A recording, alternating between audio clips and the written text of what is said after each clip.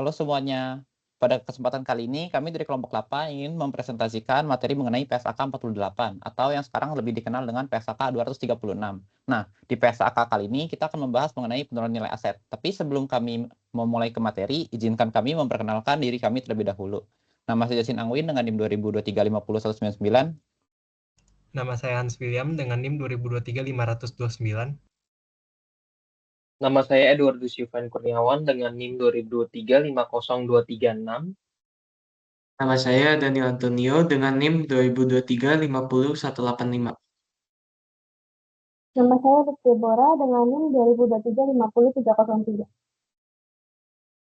Nama saya Kelvin Marsiano dengan NIM 2023-593. Oke, boleh langsung kita mulai saja. Jadi sebelum kita masuk, kenapa sih ada penurunan nilai aset itu, kita harus tahu dulu tujuan dari PSAK 48. Jadi PSAK 48 ini adalah untuk menerapkan prosedur yang diterapkan entitas agar aset tercatat itu tidak melebihi jumlah terpulihkan. Jadi kayak carrying amount kita itu nggak boleh melebihi dari recoverable amount. Nah, suatu aset dikatakan melebihi jumlah terpulihkan jika jumlah tercatat aset melebihi jumlah yang akan dipulihkan melalui penggunaan atau penjualan aset. Selanjutnya ini ada pengecualian PSAK 48. Jadi kayak yang kita tahu kan PSAK 48 ini soal penurunan nilai aset. Tapi nggak semua yang aset kita kurangin itu masuk ke PSAK 48. Nah, contoh-contohnya ini pertama ini ada persediaan, di mana dia itu udah diatur di PSAK 202. Yang kedua itu ada aset yang timbul dari kontrak konstruksi di PSAK 115. Ada juga aset pajak tangguhan di PSAK 212. Terus ada juga aset yang timbul dari imbalan kerja di PSAK 219 dan aset keuangan yang termasuk dalam lingkup PSAK 109. Terus ada juga properti investasi yang diukur pada nilai wajar yaitu PSAK 240. Terus ada juga aset biologis yang terkait dengan aktivitas agrikultur dalam lingkup PSAK 241.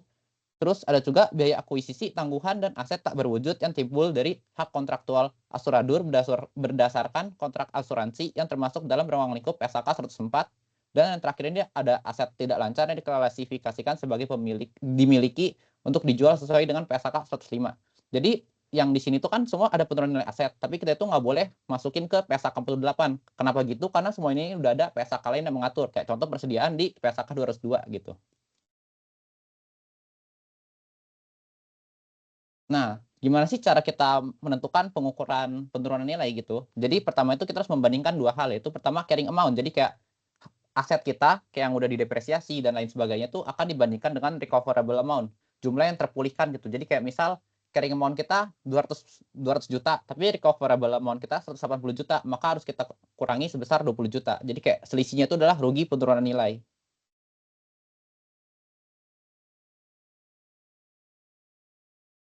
Selanjutnya nih kita harus juga tahu definisi dari PSAK 48 itu ada apa aja. Jadi pertama itu penurunan nilai aset terjadi jika nilai tercatat aset lebih besar dari jumlah yang terpulihkan. Jadi carrying amount kita lebih besar daripada recoverable amount. Kedua ini review dilakukan secara periodik, yaitu ada tidaknya indikasi penurunan nilai atau test of impairment. Jika terjadi indikasi, maka perusahaan harus menaksir recoverable amount dari aset tersebut. Nah, recoverable amount ini apa? Dia itu adalah jumlah yang terpulihkan. Selanjutnya ini ada identifikasi penurunan nilai aset. Jadi nggak semua aset itu kayak bisa langsung kita turunin gitu. Semua itu ada identifikasinya dulu, di mana dilakukan pada akhir periode untuk menilai apakah terjadi indikasi suatu aset mengalami penurunan nilai atau impairment. Terus jika ada, maka entitas mengestimasi jumlah penurunan aset tersebut. Nah, entitas itu harus minimal setahun sekali melakukan pengujian penurunan nilai. Jadi kayak setahun sekali kita harus ada sekali minimal gitu. Kedua ini ada aset tidak berwujud dengan manfaat yang tidak terbatas. Tiga ini aset tidak berwujud yang belum digunakan. Dan yang terakhir ini ada goodwill yang diperoleh dalam kombinasi bisnis. Nah, selanjutnya ini ada pengukuran jumlah terpulihkan lagi. Jadi di sini tuh bisa terjadi kalau jumlah terpulihkan sebagai jumlah yang lebih tinggi di antara nilai wajar aset dikurangi biaya pelepasan dengan nilai pakainya, atau mungkin lebih kita kenal kalau di Inter itu adalah fair value kurang cost to sell. Nah, di sini tuh ada 3 kategori. Yang pertama itu bukti terbaik. Nah, harga dalam suatu perjanjian penjualan yang mengikat yang dibuat dalam satu transaksi itu harus disesuaikan dengan biaya tambahan yang terkait dengan pelepasan asetnya. Jadi cost to sell-nya lah. Yang kedua ini tidak ada perjanjian tapi diperdagangkan pasar aktif. Jadi kayak berdasarkan harga pasar saat ini, marketnya itu berapa, kita kurangin juga dengan cost to sell-nya. Terus yang ketiga ini ada yang tidak ada perjanjian dan tidak diperdagangkan di pasar aktif. Jadi kita tuh menerawang kayak berdasarkan informasi-informasi yang ada gitu untuk menggambarkan jumlah yang dapat diperoleh pada akhir periode pelaporan. Dari pelepasan aset pada nilai wajar dikurangi cost to sell lagi, biaya pelepasan kita.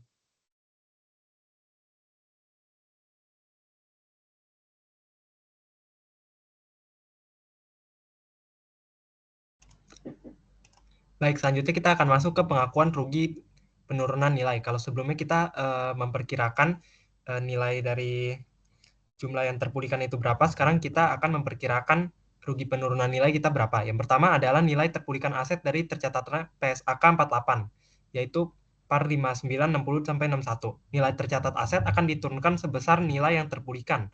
Dan yang kedua adalah penurunan tersebut adalah rugi penurunan nilai. Rugi penurunan nilai diakui dalam pelaporan laba rugi, kecuali aset disajikan pada jumlah revaluasi sesuai pada standar lain. Dan yang kedua, setiap rugi penurunan nilai aset tetap revaluasi diperlukan sebagai penurunan revaluasi jika diakui dalam pendapatan komprehensif lain atau AOCI atau Accumulated Other Comprehensive Income sepanjang kerugian penurunan nilai tidak melebihi jumlah surplus revaluasi untuk aset yang sama. Lalu yang kedua adalah rugi penurunan nilai atas revaluasi aset mengurangi surplus untuk aset tersebut. Lalu penurunan nilai aset pada unit penghasil kas. Nah, penurunan nilai aset pada unit penghasil kas jumlahnya yang bisa dipulihkan daripada aset individual tidak dapat ditentukan apabila nilai aset tidak dapat diestimasi mendekati nilai wajarnya, dikurangi biaya pelepasan dan aset tersebut diestimasi mendekati nilai independen dari kelompok aset lain. Nilai pakai dan jumlah terpulihkan dapat ditentukan hanya untuk unit penghasil kas saja. Unit penghasil kas adalah kelompok terkecil daripada aset yang termasuk aset tersebut dan menghasilkan arus kas masuk yang independen dari arus masuk atau kelompok aset lainnya. Jumlah terpulihkan dari unit penghasil kas adalah jumlah yang tertinggi antara nilai wajar unit penghasil kas dikurangi dengan biaya pelepasan. Jumlah tercatat dari UPK atau unit penghasil kas. Ini mencakup hanya jumlah yang tercatat dari aset yang dapat didistribusikan secara langsung atau dapat diaplikasikan dengan layak dan konsisten ke unit penghasil kas, dan menghasilkan arus kas masuk yang dapat digunakan untuk menentukan nilai pakai unit penghasil kas. Jadi ini maksudnya kita mencatat perkiraan estimasi aset tersebut bisa menghasilkan kas untuk kita berapa gitu. Nah, ini tidak mencakup jumlah tercatat dari setiap debilitas yang diakui kecuali jumlah terpulihkan dari unit penghasil kas tidak dapat ditentukan tanpa mempertimbangkan liabilitas tersebut. Pemulihan rugi penurunan nilai. Nah, pemulihan rugi penurunan nilai dalam menilai apakah terdapat indikasi rugi penurunan nilai yang terjadi pada periode sebelumnya. Kita dapat menurunkan efektivitas ataupun kita mempertimbangkan dan minimalisir dengan indikasi informasi seperti informasi yang bersumber dari luar maupun dari dalam perusahaan. Nah, dari segi rugi penurunan nilai yang telah diakui dalam periode sebelumnya untuk aset selain goodwill harus dibalik dan jika tidak terjadi perubahan estimasi yang digunakan. Jika kasusnya seperti ini, jumlah tercatat aset ada pengecualian, maka yang dinaikkan kembali ke jumlah terpulihkannya. Kenaikan ini merupakan suatu pengembalian rugi penurunan nilai yang terjadi di periode sebelumnya.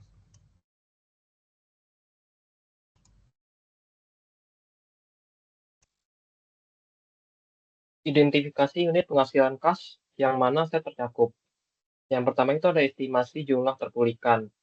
Nah, di estimasi jumlah terpulihkan ini, jadi itu asetnya terindikasi mengalami penurunan nilai.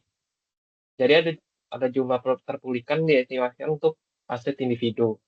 Yang kedua itu, jika tidak memiliki kemungkinan, estimasi dilakukan pada unit penghasil kas saja yang mencakup aset tersebut. Yang kedua, kemungkinan estimasi aset individu. Yang pertama itu ada nilai pakai aset tidak dapat diestimasikan mendekati nilai wajarnya. Nah, terus habis itu dikurangi sama nilai pelepasan. Aset itu tidak menghasilkan arus kas masuk ke independen dari aset lain. Yang ketiga ada definisi unit penghasilan kas. definisinya itu kelompok aset terkecil yang menghasilkan arus kas, termasuk sebagian besar independen dari kelompok aset lainnya. Yang keempat ada pertimbangan identifikasi unit penghasil kas. Unit penghasil kas mempertimbangkan bagaimana manajemen memantau operasi lini produksi dan lokasi atau wilayah juga, atau mengambil keputusan terkait aset. Terus yang kelima ada pasar aktif. Di pasar aktif ini, jadi tuh pasar aktif ini tuh hasil produksi atau kelompok aset tersebut menjadi unit penghasil kas, walau hasilnya digunakan secara internal. Dan ada memiliki penetapan harga internal yang digunakan estimasi berbagai harga wajar di masa depan.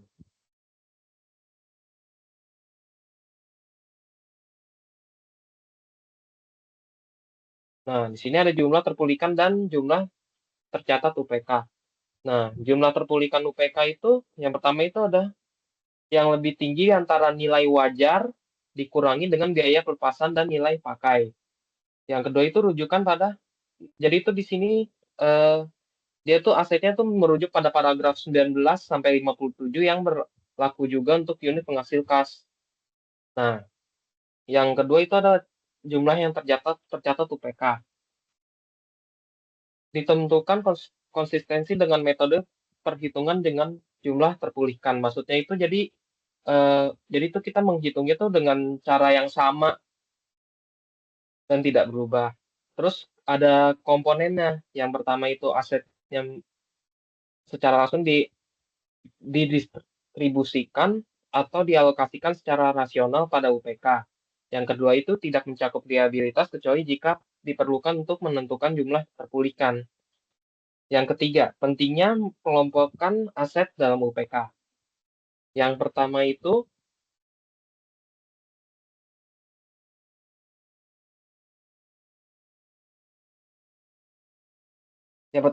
UPK harus mencakup seluruh aset yang relevan dalam menghasilkan arus kas yang masuk. Yang kedua itu tidak dikelompokkan dengan benar, itu UPK dapat terlihat pulih sepenuhnya meski terdapat kerugian. Yang ketiga itu seperti goodwill atau aset korporat mungkin tidak dapat dialokasikan secara langsung ke UPK dan memerlukan perlakuan khusus.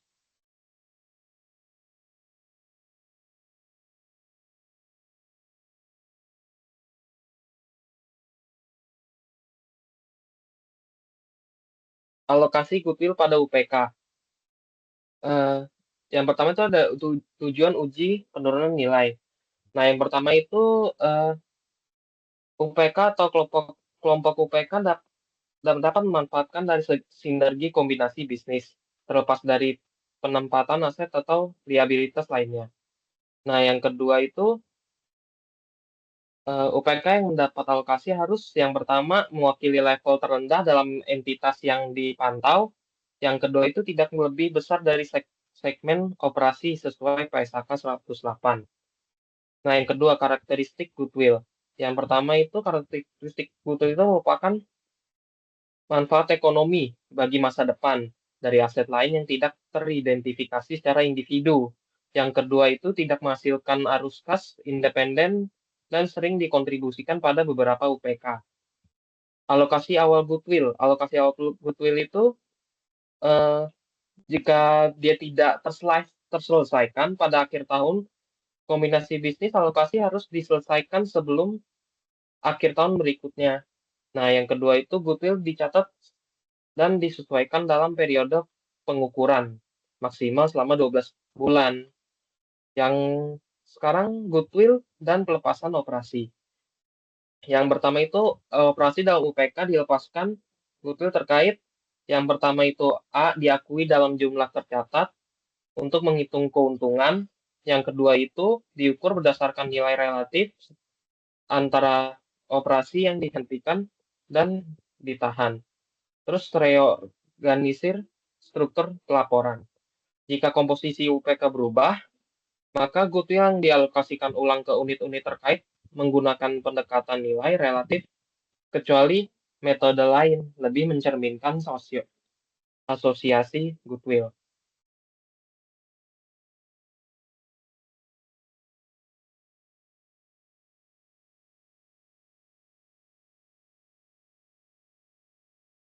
Selanjutnya mengenai pengujian unit penghasil kas dengan goodwill untuk penurunan nilai. Jadi goodwill sama PK ini ada hubungannya ya. Goodwill yang timbul dari akuisisi bisnis harus dialokasikan ke unit penghasil kas atau UPK. Atau ini juga bisa dialokasikan ke kelompok PK yang akan mendapatkan manfaat dari goodwill tersebut. Yang sudah dijelaskan tadi, UPK adalah unit terkecil yang dapat diidentifikasi yang menghasilkan arus kas masuk independen dari aset lain. Dan contohnya ini investasi asosiasi, investasi di anak perusahaan, suatu unit pabrik, atau kelompok unit penghasil kas yang telah dialokasikan goodwill tersebut. Dan pengujian penurunan nilai tersebut ini dilakukan dengan membandingkan jumlah tercatat tersebut yang tidak termasuk goodwill dengan jumlah terpulihkannya. Jadi yang tadi carrying amount dengan recoverable amount.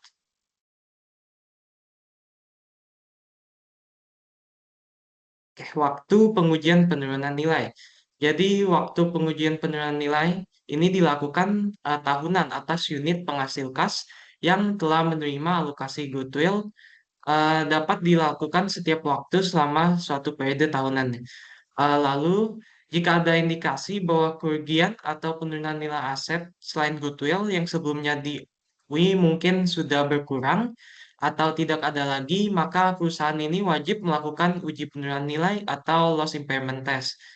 Lalu nilai terpulihkan ini adalah nilai yang tertinggi antara nilai wajar dikurangi biaya penjualan. Jadi fair value dikurangi cost to sell dibandingkan dengan nilai pakai, value in use. Lalu kerugian penurunan nilai ini diakui dalam laporan laba rugi pada saat terjadinya carrying amount ini lebih tinggi dari recoverable amount. Goodwill tidak boleh dibalik kerugiannya. Jadi meskipun jumlah terpulihkan unit penghasil kas yang memiliki goodwill meningkat, kerugian penurunan nilai goodwill ini tetap tidak dapat dipulihkan kembali.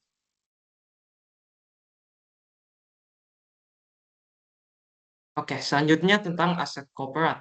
Aset korporat adalah aset yang tidak menghasilkan arus kas masuk secara independen, termasuk aset kelompok atau divisi seperti bangunan kantor pusat atau divisi entitas, peralatan elektronik data processing, atau pusat penelitian. Pengujian penurunan nilai untuk aset korporat memiliki pendekatan khusus karena arus kasnya tidak bisa diatribusikan langsung, yaitu dengan pengujian terpisah untuk aset non-korporat. Jadi sebelum kita menguji penurunan nilai aset ini, entitas harus terlebih dahulu menguji semua unit penghasil kas atau kelompok PK yang tidak mencakup aset korporat. Ini dilakukan supaya memastikan kalau UPK ini sudah diuji berdasarkan jumlah terpulihkannya. Lalu yang kedua melibatkan aset korporat dalam UPK yang terkait. Jadi setelah semua unit penghasil kas ini diuji, maka jika ada indikasi bahwa aset korporat mungkin mengalami penurunan nilai, maka nilai aset korporat ini harus diperhitungkan dalam pengujian kelompok UPK yang paling diuntungkan oleh aset tersebut.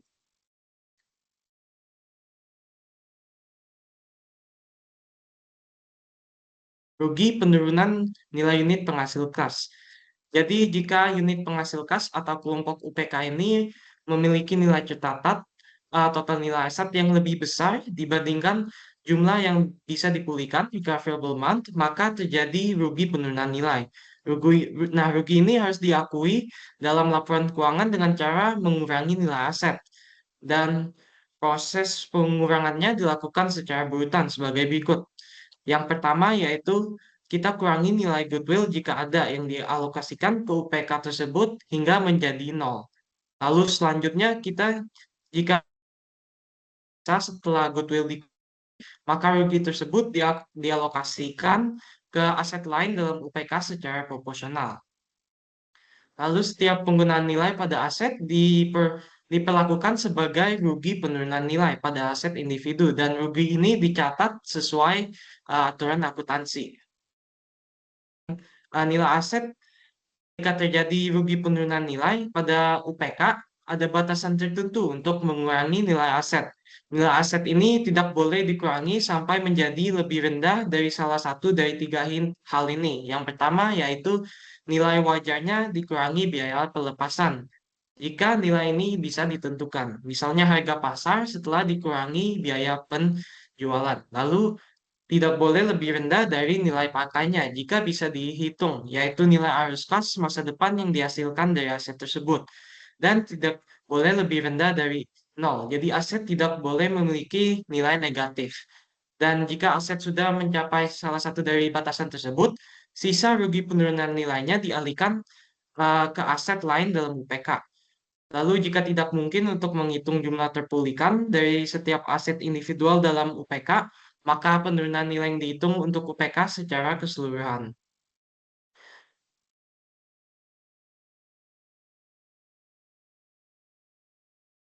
Pembalikan rugi penurunan nilai.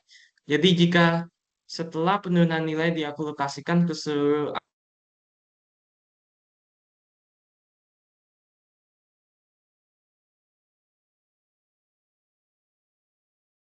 maka sisa rugi tersebut tidak otomatis menjadi liabilitas.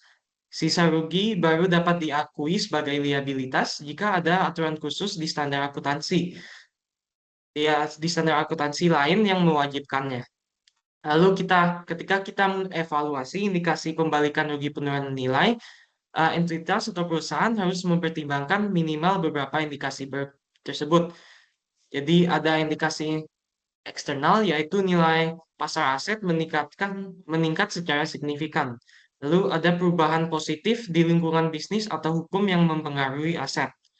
Lalu ada tingkat suku bunga turun sehingga meningkatkan nilai terpulihkan value in use-nya. Lalu yang kedua ada indikasi internal. Aset digunakan lebih baik atau efisien dibandingkan sebelumnya.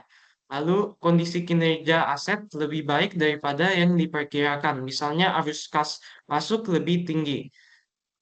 Lalu pembalikan rugi penurunan nilai tidak berlaku untuk goodwill juga. Jika ada indikasi pembalikan, entitas harus memastikan perhitungan jumlah terpulihkan akurat sebelum mengakui pembalikan.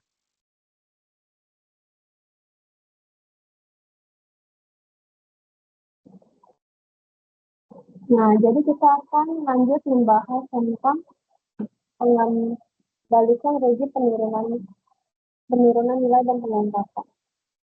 Nah, definisinya itu apa sih? Pengembalikan rugi terjadi ketika ada peningkatan manfaat ekonomi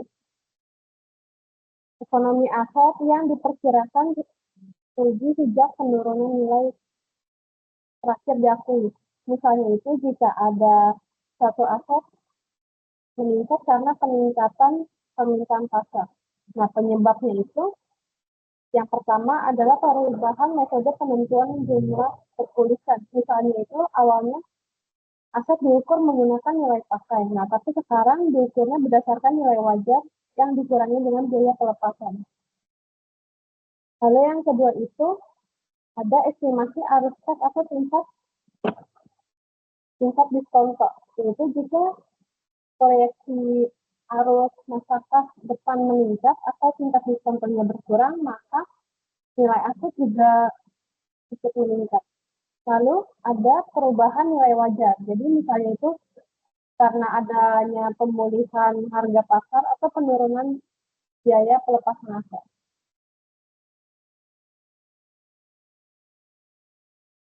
Jadi selanjutnya akan membahas pengakuan dan penyajian. Nah, aset individual itu pengembalikan rugi diakui langsung dalam laporan laba rugi, kecuali aset tersebut direvaluasi. Nah, dalam hal ini pengembalikan diakui pada penghasilan komprehensif lainnya. Setelah pengembalikan, depresiasi atau amortisasi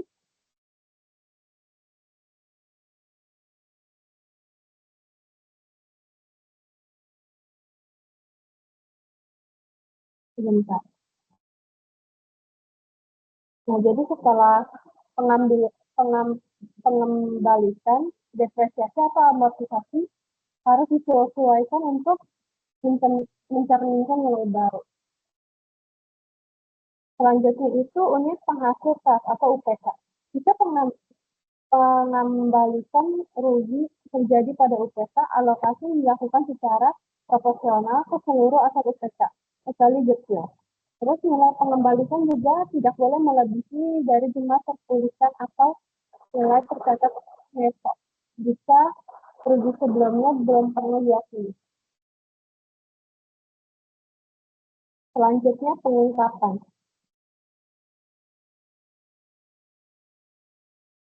Nah, jadi untuk setiap kelas aset, entitas itu harus mengungkap yang pertama jumlah rugi atau pengembalikan nilai yang diakui dalam laporan laba rugi. Terus yang kedua itu laporan keuangan yang terkait, dan yang ketiga itu jumlah yang diakui dalam penghasilan komprehensif lainnya untuk aset perevaluasian.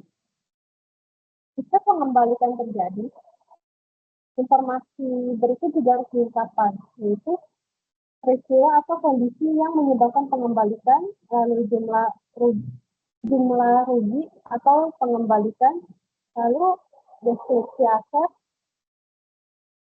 atau UPK yang terpengaruh, terus juga jika ada perubahan pada UPK atau alasan lain perubahannya itu juga harus dijelaskan. Lalu yang terakhir itu adalah jumlah tertuliskan dan metode pengukuran. Bisa nilai pakai atau nilai wajar dikurangi dengan biaya pelepasan.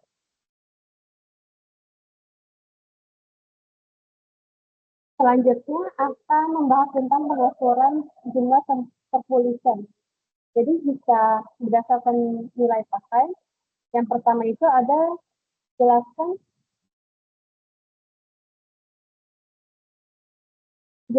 asumsi utama dalam proyeksi arus kas seperti pertumbuhan pendapatan atau biaya. Terus yang kedua sebutkan periode proyeksi dan nilai dan tingkat diskonto yang digunakan. Terus kalau misalnya berdasarkan nilai wajar, yang pertama itu jelaskan teknik penilaian, misalnya itu seperti pendekatan pasar atau pendekatan pendapatan. Terus yang kedua itu ungkapan hierarki nilai wajar seperti level 1, 2, ataupun 3. Selanjutnya, sensitivitas asumsi utama. Jadi jika perubahan utama seperti tingkat diskonto atau arus kas dapat menyebabkan jumlah aset tercatat melebihi dengan jumlah aset tertuliskan. Entitas itu harus mengungkap yang pertama itu besarnya selisih antara jumlah yang tercatat dengan jumlah tertuliskan. Yang kedua, asumsi utama yang digunakan serta perubahan asumsi yang dapat menyebabkan jumlah tercatat sama dengan jumlah yang tertuliskan.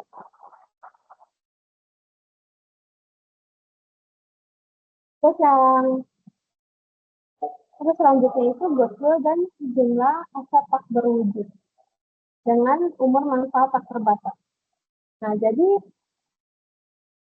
untuk UPK yang memiliki goodwill atau aset tak berwujud signifikan, entitas itu harus mengungkapkan yang pertama jumlah tercatat goodwill atau jumlah aset tidak terwujud tersebut. Terus yang kedua itu metode yang digunakan untuk mengukur jumlah tertuliskan, itu nilai pakai atau nilai wajar yang dikurangi dengan biaya pelepasan. Terus yang ketiga adalah proyeksi arus kas dan sensitivitas terhadap asumsi yang digunakan. Terus selanjutnya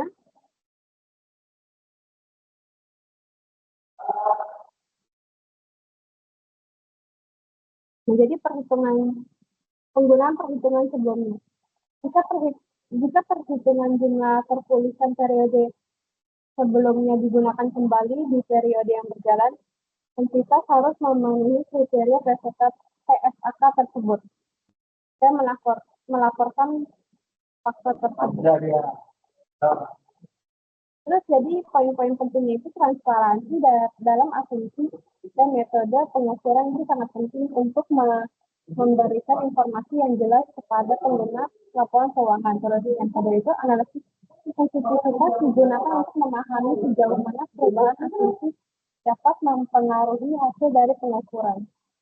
Dan yang terakhir itu pengungkapan harus memberikan pemahaman yang menyeluruh atas resiko penurunan nilai dan juga proses yang dilakukan untuk mengolah resiko tersebut. Selanjutnya akan dijelaskan oleh teman saya. Oke, selanjutnya yaitu ketentuan transaksi dan tanggal efektif. Entitas yang menerapkan pernyataan ini untuk periode tahun buku yang dimulai pada atau setelah tanggal efektif tersebut. Entitas menerapkan pernyataan tersebut secara prospektif termasuk untuk goodwill dan juga aset tak berwujud lainnya yang berasal dari kombinasi bisnis sebelum tanggal efektif pernyataan ini, dan untuk aset lain yang diperoleh sebelum tanggal efektif ini.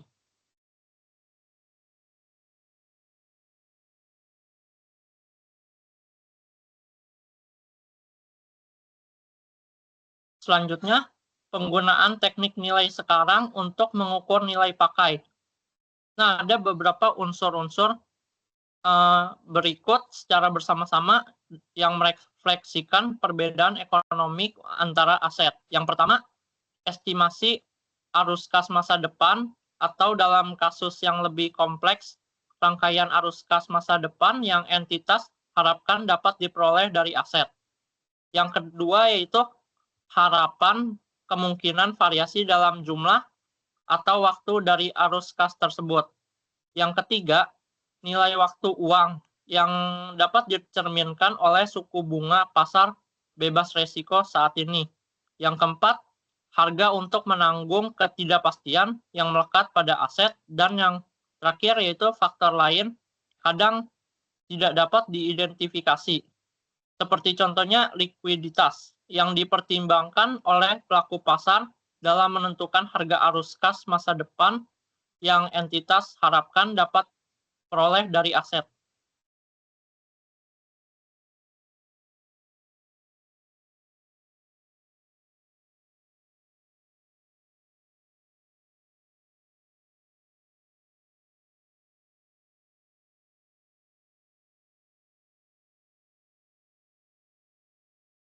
Selanjutnya yaitu prinsip umum.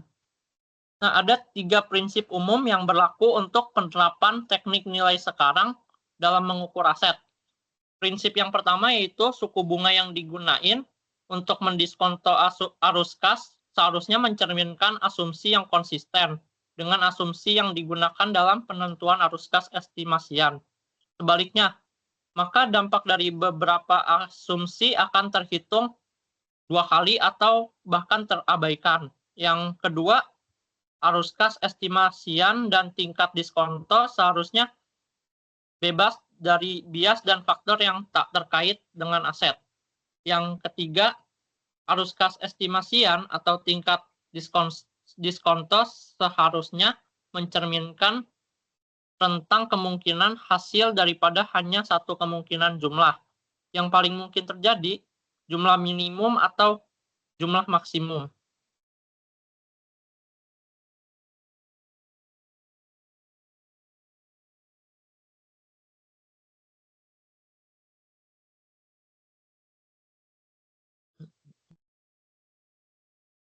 Selanjutnya, pendekatan tradisional dan arus kas yang diharapkan dalam penentuan nilai sekarang.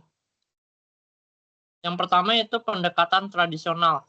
Penerapan nilai sekarang dalam akuntansi secara tradisional menggunakan arus kas, estimasian, dan tingkat diskonto tunggal.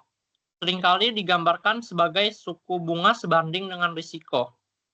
Sebagai dampaknya, pendekatan tradisional mengasumsikan bahwa penggunaan tingkat diskonto tunggal dapat menggabungkan seluruh harapan tentang arus kas masa depan dan premi risiko yang tepat. Oleh karena itu, pendekatan tradisional memberikan penekanan yang besar pada seleksi tingkat diskonto. Selanjutnya, pendekatan arus kas yang diharapkan. Dalam beberapa situasi, pendekatan arus kas yang diharapkan merupakan alat pengukuran yang lebih efektif daripada pendekatan tradisional. Dalam melakukan pengukuran, pendekatan arus kas yang diharapkan menggunakan seluruh harapan arus kas yang mungkin terjadi, bukan hanya satu arus kas yang paling mungkin terjadi. Sebagai contohnya yaitu arus kas yang mungkin saja berjumlah Rp100, Rp200, atau Rp300 dengan probabilitas masing-masing sebesar 10%, 60%, dan 30%. Arus kas yang diharapkan adalah Rp220. Pendekatan arus kas yang diharapkan berbeda dengan pendekatan tradisional karena berfokus pada analisis langsung dan atas arus kas dari atas pernyataan yang lebih eksplisit mengenai asumsi yang digunakan dalam pengukuran.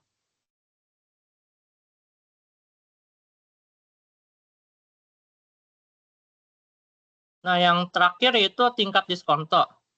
Pendekatan apapun yang dipakai entitas untuk mengukur nilai pakai suatu aset, suku bunga yang digunakan untuk mendiskonto arus kas tidak boleh mencerminkan risiko arus kas estimasian yang disesuaikan. Jika tidak demikian, maka dampaknya itu beberapa asumsi akan terhitung dua kali. Tingkat diskonto tidak bergantung pada struktur permodalan entitas dan cara entitas membiayai pembelian aset, karena arus kas masa depan yang diharapkan mengalir dari aset tidak bergantung pada cara entitas membiayai pembelian aset tersebut.